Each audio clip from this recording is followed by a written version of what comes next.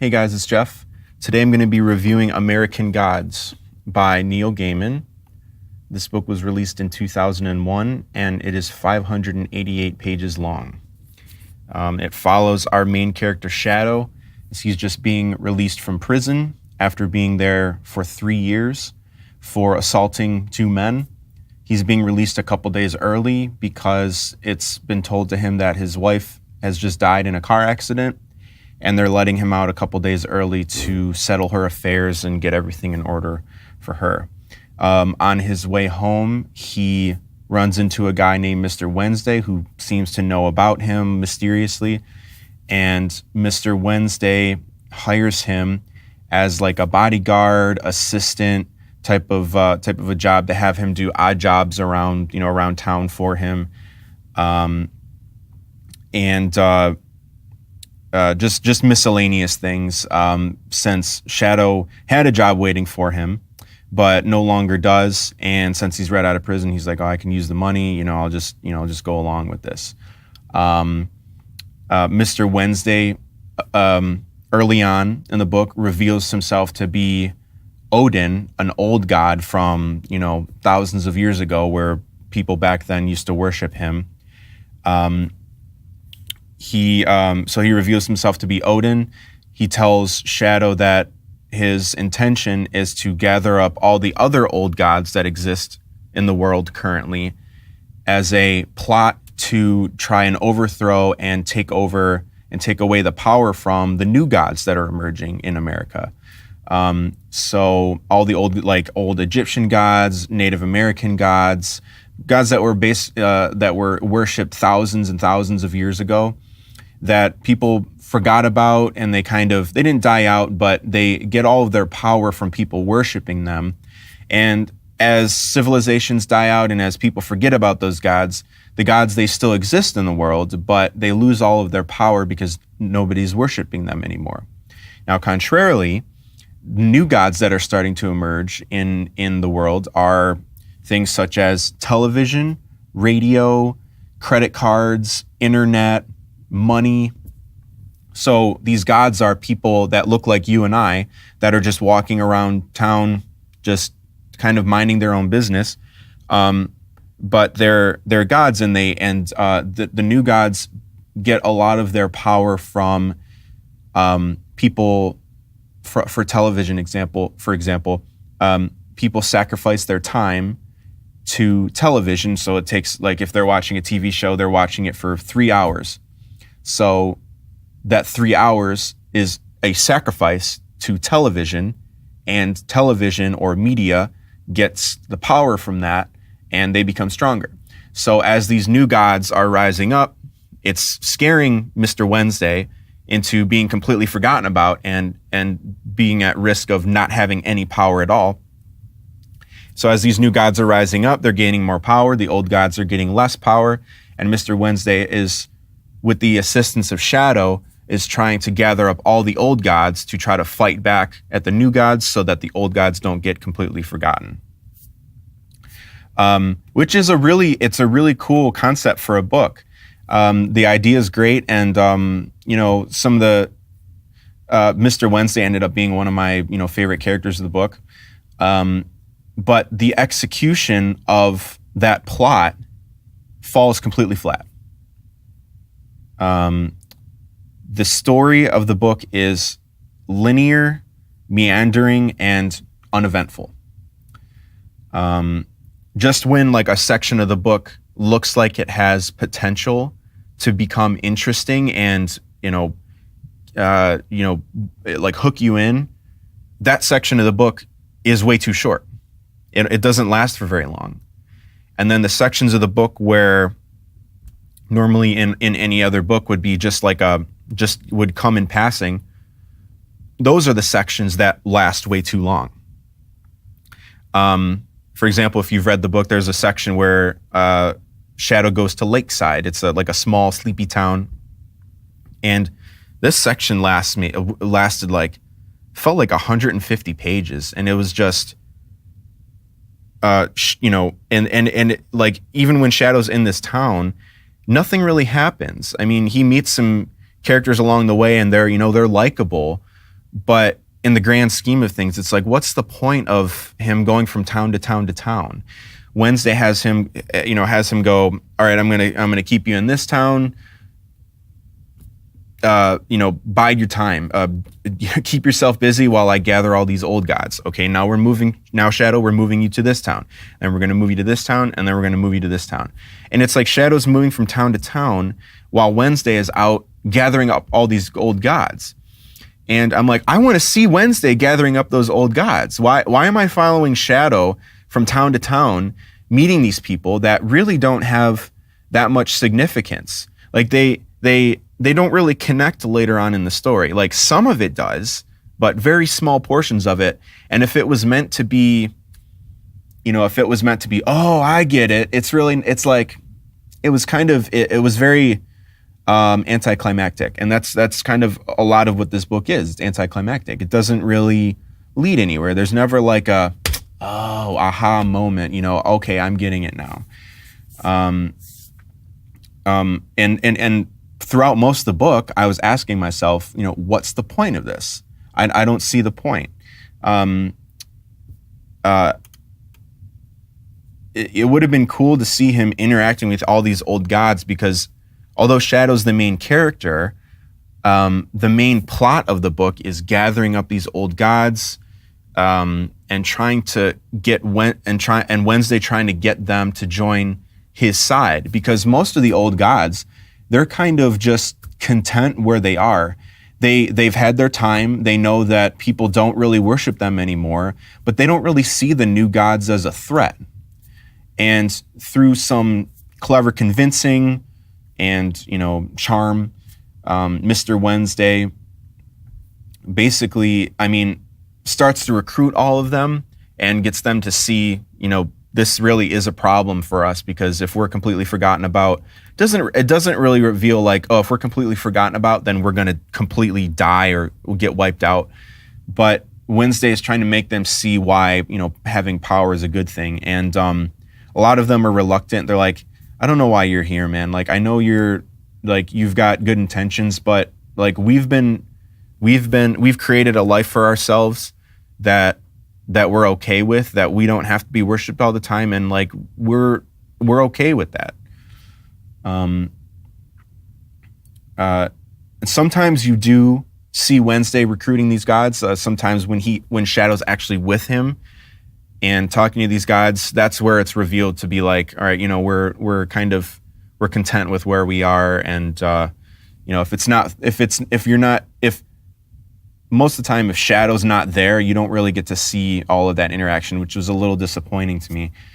That would have been more interesting than just following Shadow through all of these just seemingly random events that he's being thrust into. It's never really revealed in any type of meaningful way. Which brings us to Shadow. And he is probably the most uninteresting and boring lead character for a book that I have ever read. I enjoyed Mr. Wednesday's character more than him, and most of the book follows Shadow. Okay, Mr. Wednesday is clever, charming. He's got an interesting personality, whereas Shadow is just dull. He's just really dull. He never really says more than like a sentence at a time, or even a couple words at a time. Some of these other characters that aren't as big of characters as Shadow and Wednesday are, they've got big long monologues, and they're having, they're saying like paragraphs at a time. And Shadow, when someone is speaking to him, he's just, okay, sure, no problem. Oh, I'm sorry. Oh, that's interesting. Like these stupid like one-liners, these one sentences, and I'm like, you could have, you could probably make that character a little more interesting for me. And I don't know if it's because like earlier on in the book, he's told the reader that, or it just not told the reader, but just made it known that through his thoughts that he doesn't, since he was in prison for 3 years, he's learned his lesson. He doesn't want to step on anybody's toes. He doesn't want to be the center of attention. He just wants to live a life where he's just kind of on the sidelines and not just to avoid getting in trouble again, because he doesn't like prison. Who would? But he doesn't want to. He's not like a habitual criminal where keeps going back. He's been to prison. He's like, this is not for me. This lifestyle is not for me. And even the characters in the book tell him that he's boring and uninteresting. His wife Laura, for whatever reason, visits him as she's dead. So she's got a physical body like you and I do, and you can tell that she's dead because she's got worms and maggots and stuff just crawling around her, and and like her skin looks dead, but you can physically touch her. And I don't recall ever knowing why she over other people, like when they die, why they don't come back and just walk around like she does. I don't know, but for whatever reason, she visits Shadow periodically and can touch him and interact with him. It was revealed that she died in a car accident cheating on Shadow with his best friend Robbie, or Ronnie, or it's either Ronnie or Robbie. And she said, the reason that I did that, I'm sorry, I love you, but the reason I did that was because at least Robbie had a personality. Sometimes I'm gonna quote what she says, because it perfectly summed up Shadow's character in better words than I could. So I'm just gonna read a small portion here. It says, she's talking about about how kind of uninteresting he is. And so I'm going to start here. "I'm alive," said Shadow. "I'm not dead, remember?" "You're not dead," she said, "but I'm not sure that you're alive either. Not really." She goes, "I love you. You're my puppy." That's like her nickname for him. "But when you're really dead, you get to see things clearer. It's like there isn't anyone there, You're like this big, solid man-shaped hole in the world." She frowned. "Even when we were together, I loved being with you. You adored me, and you would do anything for me. But sometimes I'd go into a room and I wouldn't think that there was anybody in there. And I'd turn the light on, or I'd turn the light off, and I'd realize that you were in there, sitting on your own, not reading, not watching TV, not doing anything." The best thing about Robbie was that he was somebody. He was a jerk sometimes, and he could be a joke, and he loved to have mirrors. I won't go into that. It's a little graphic. He was a jerk sometimes, but he was alive. He wanted things. He filled the space. So even his own wife is telling him that he was pretty uninteresting back when they were married. And Mr. Wednesday, when, I don't remember how far in the book, maybe halfway through the book, they're walking with each other, and at one point Wednesday just turns to him and he's like, why are you following everything that I do? Why don't you ever question anything? I tell you something to do something, and it's, that's great, but why aren't you ever like curious about what's going on? And this is Shadow's response, and this felt really lame to me. And he goes, "Well, ever since I found out that my wife cheated on me, nothing really surprises me anymore." I was like, really? Your basis on believing everything that's happening around you is based on, well, I could never have thought that my wife would have cheated on me, so nothing else surprises me anymore. It's like, try a little harder. Try a little harder, Shadow or Neil. So that was just, that felt lame to me. That felt a little lazy. So overall, not overall, but like the story is meandering and uninteresting, going from place to place without really connecting the dots like in a significant way. Shadow is uninteresting and boring.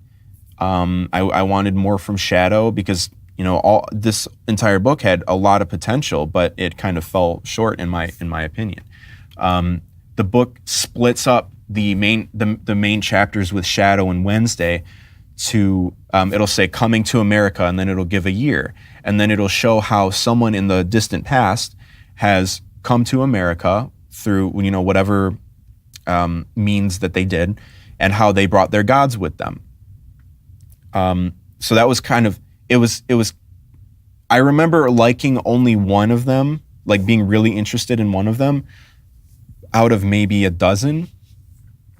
And it felt a little strange because, like, splitting it up that way, it felt like there was a discontinuation from the main story. Like it just split it up too much, and it kind of withdrew me even further away from it, because you're reading a section of the book and then it just splits it up, and then you go back to the main story and then it splits it up again, and it just felt like even more consistent that it already was.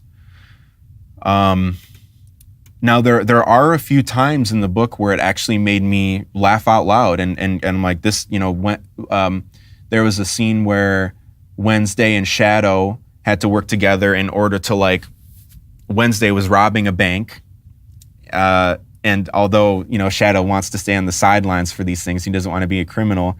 He kind of just goes along with whatever Wednesday does because Shadow was just kind of waiting off at the side, and I won't give away the whole way how they did it, but the way that Wednesday and Shadow had to interact and pretend to be other people was really clever, and like that, so there are these moments in the book where it's sprinkled of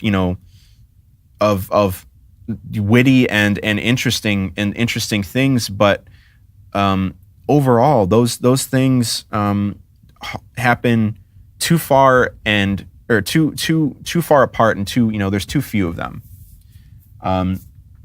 So although there were those small moments that I did enjoy, overall when I'm reading it, I have to ask myself, did I enjoy reading this book? And the answer is no, I didn't enjoy it. I didn't look forward to reading it when I came home from work, or when I put it down again. I wasn't like, man, I just got to read that next section. This is really gripping me. I was, every 100 pages or so, I'm like, all right, maybe it'll pick up now. Maybe it'll pick up now. Maybe it'll pick up now. And no, it doesn't. I mean, I remember being at like the 300 page mark, and I'm like, if this is the way that the rest of the book is going to be headed or going, then this is not going to be scoring very high in my eyes. And there's 588 pages, and halfway through, 300 pages is a good amount of time to give a book a chance. That's very generous. And if your book isn't gripping me by the 300 page mark, then there's a problem. A lot of books, some books are 300 pages long, and they get to the point quicker than that. And so this book felt really long, and didn't need to be that long. I felt like a lot of sections could just be ripped out. Like, you don't need, it's kind of pointless. Even if the ending of the book had been amazing, that still probably couldn't have saved it, because overall, the entirety of the book I didn't enjoy reading. Even if the ending was nice, it couldn't have saved it.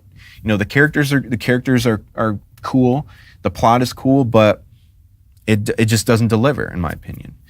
And normally if I hadn't been doing this YouTube channel, I probably would have quit this book a long time ago. Like 200 pages in, 300 pages in, and it's not interesting me, I'm putting it back on the shelf, But, since I'm doing this channel, not every book that I read can be a 4 or a 5. Sometimes I'm going to have a book that I don't enjoy at all. And sometimes books have to have a score of a 3, a 2, or a 1. I'm not going to enjoy everything that I read. And unfortunately, this is one of those ones that falls into the low score category. The ending was anticlimactic, and it kind of had to be in order to resolve the story. So I'm kind of torn between, I kind of like the outcome of it, but the actual ending, it was just kind of, just falls in line with the rest of the book being, uninspired, kind of. I wish there was more to the book. Its length, it's long enough, but like the content itself, I wish there was more to the content. So unfortunately, I have to give this book a 1 out of 5. And that hurts to say that because with such a low score, I've briefly looked at other reviews, on YouTube or on websites. People giving it 4 stars, 5 stars. Even on the front, it says New York Times bestseller, and it's been award winning. And now there's a TV show on Stars. I think it's either Amazon or Stars. So it's like everybody loves it. Everybody seems to love it. Even when I go to like bookstores and they say, and they pass by American Gods, you've got to pick that one up. That one is just absolutely incredible. So after all this time that people have been hyping this up, I'm like, you know what, maybe I'll give it a shot. And I'm just not seeing it. I see the potential and the appeal to what they're talking about, but the actual, delivery of it just didn't do it for me. So 1 out of 5. Stick around after this review for some more spoilers, and I can go into a little bit more depth as to why I gave this book a 1, because I don't want to give away any spoilers in the main part of the review. So I will give you a couple seconds to pause the video in case you don't want to spoil anything for yourself.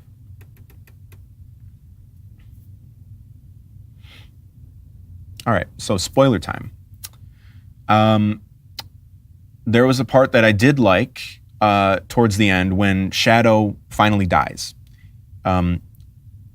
Wednesday dies, and he asks Shadow, if I ever die, I want you to hold my vigil. So what the vigil is Shadow is tied up to a tree for 9 nights and 9 days, or 9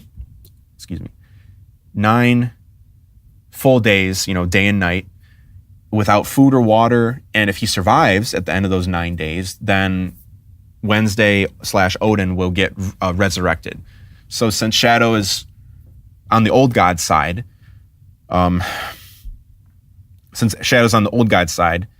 he decides, you know what, I'm going to do this for him because, I've grown to like him throughout this entire journey. So I will do that for him. He ends up not surviving it. And when he goes into the underworld, he meets Anubis, who is, he's actually come across in his journeys back when he was alive. And that was really cool to me. I'm like, so Shadow's in the underworld, someone takes his heart, and based on, old, like the old mythology of Anubis being the guardian of the underworld, he's got those scales, and he puts I think it's like a feather on one side and then the heart on the other side of the scale. And depending on whether did Shadow do more good in his life, then he'll go to heaven. Did Shadow do more bad in his life, then he'll go to the underworld. But if it's revealed, it comes to be that Shadow has equally balanced scale of good and bad. So Anubis says, you get to choose. Do you want to go to heaven? Do you want to go to hell? And Shadow's like, you know what? I'm kind of tired of just existing. So I just don't want to exist anymore. I don't want to go to heaven. I don't want to go to hell. I just want to be at rest forever. Anubis asks him, are you sure? And Shadow says, yes. So he opens up a doorway. Shadow walks into this void and, basically doesn't exist anymore. We think. So, but that whole section, that was really interesting to me. And I wanted more of that. That whole section was maybe 20 pages. So and that kind of goes back to the point of what I had earlier of the parts where it's really interesting are really short, and then the parts that you wouldn't think, like Lakeside, lasted way too long.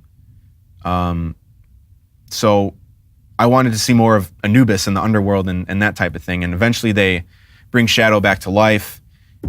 Easter does, the Easter god, brings Shadow back to life. Seemingly she could have probably done that to Wednesday too, it seems. It doesn't seem like Wednesday follows any different rules than Shadow does, but I don't know why Easter didn't bring back Wednesday the same way that she brought back Shadow, because she wasn't aware of Wednesday's master plan and the trickery that he that he did to kind of betray everybody and like, you know, be a trickster about it. And I'll get to that in a second. Don't know why Easter couldn't just revive him, but it seemed like Neil avoided Easter reviving Wednesday in order to keep this plot of, you know, Wednesday trying to like trick everybody. So I didn't mind the twists of the book that Wednesday is actually Shadow's father. And since Odin / Wednesday gets his power from people gets his power from death and people dedicating a death to Odin. You know, I dedicate this death to Odin, and then they kill him, and that gives Wednesday more power. So Wednesday's intention was to have Shadow die, since it's his son. So since Shadow died for him, that would give him more power. And then this big battle between the old gods and the new gods, since the old gods are fighting for Wednesday, that no matter who died, and if more new gods died, then that would give Wednesday more power, because since he was killed earlier in the book, since Wednesday was killed, all these old gods are fighting for Odin, and that would bring him back to life with more power. Because rather than just humans dying, gods dying for him would, you know, just basically supercharge him and make him all powerful again. So I didn't mind that Odin, you know, was basically tricking all the gods, even the old gods, in order to die for him.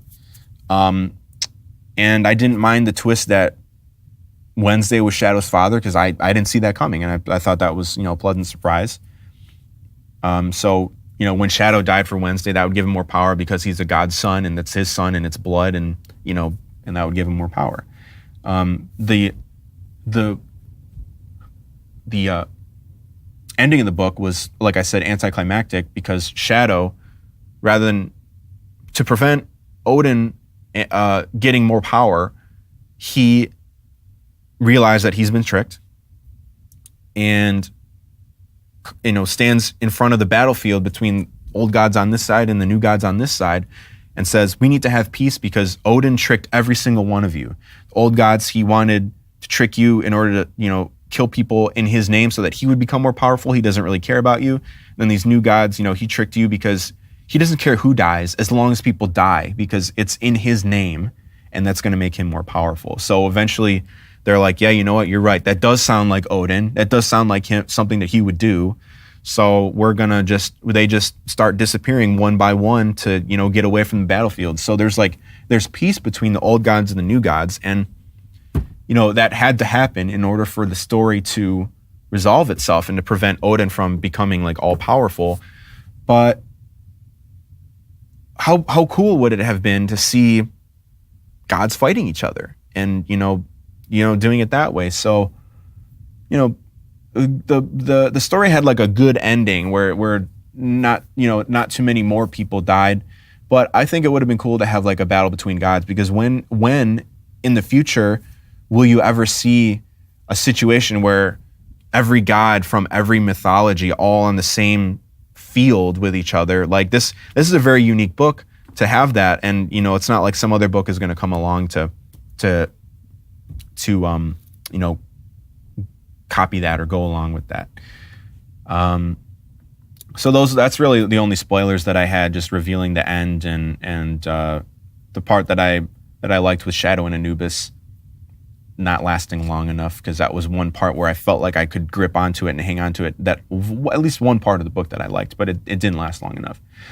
So it's a 1 out of 5.